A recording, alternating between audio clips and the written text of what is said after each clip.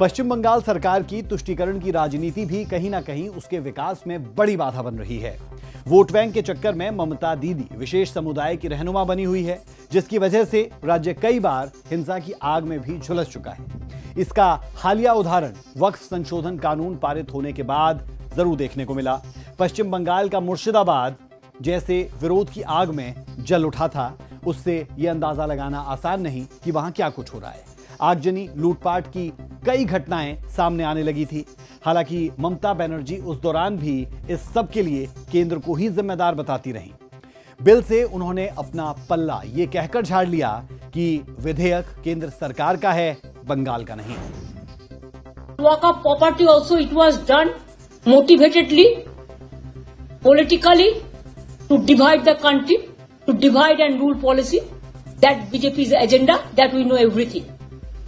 But one day they will go away and the other government will come, and that time must remember there will be another amendment and it will be passed in Lok Sabha and Rajya Sabha. ममता दीदी वक़्फ़ के कानून का विरोध कर कर आप किसका पक्ष ले रहे हो?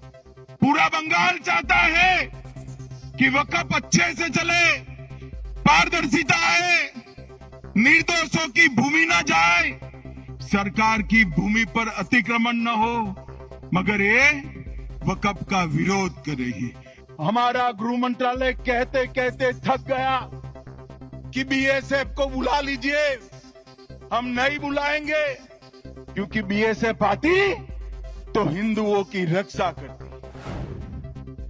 ममता बनर्जी का यही रवैया बंगाल के पिछड़ने का सबसे बड़ा कारण भी कहा जाता है। हालांकि पश्चिम बंगाल के इस पतन में सरकार की नीतियां भी कम जिम्मेदार नहीं, वरना 17वीं शताब्दी का पश्चिम बंगाल 21वीं सदी से ज्यादा समृद्ध कैसे होता।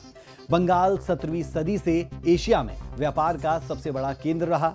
ईस्ट इंडिया कंपनी, जिसने भारत पर 200 सालों से भी ज्यादा समय तक राज किया, उसके लिए बंगाल सोने की खान था।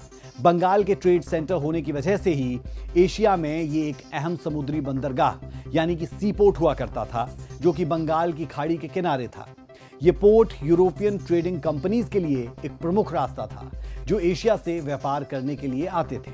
17वीं सदी में बंगाल में कपड़ा उद्योग तेजी से विकसित हुआ। सूती, रेशमी कपड़ों के साथ ये जूट का प्रमुख केंद्र रहा। बंगाल के मसाले यूरोप तक में डिमांड में हुआ करते थे।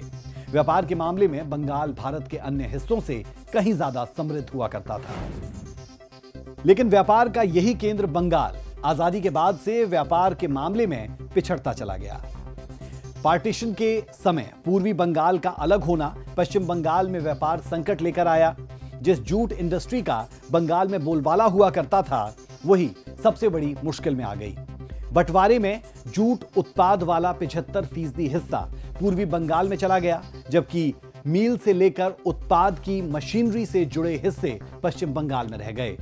अब जब कच्चा माल ही नहीं रहा, तो फिर प्रोसेसिंग यूनिट्स का एक समय बाद ठप पड़ना लाजमी था। हुआ भी कुछ ऐसा है।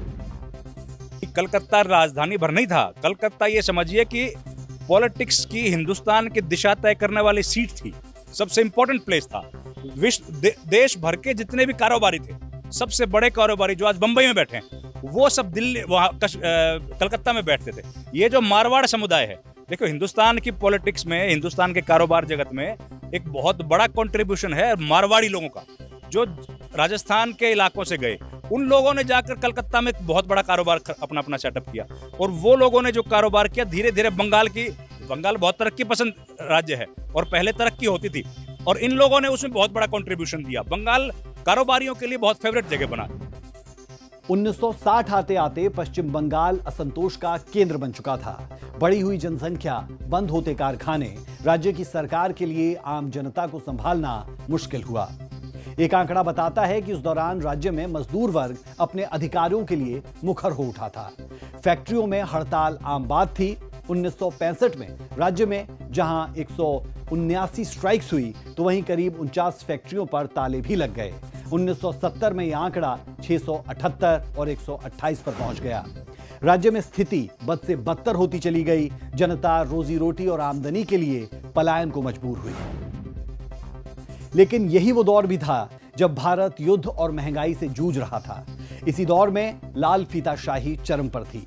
इसे ब्यूरोक्रेसी यानी नौकरशाही का ही एक नकारात्मक वर्जन माना जा सकता है, जिसमें कई वजहों से सरकार कामों में देरी करना, टालमटोल करना जैसे उदाहरण देखने को मिलते रहे।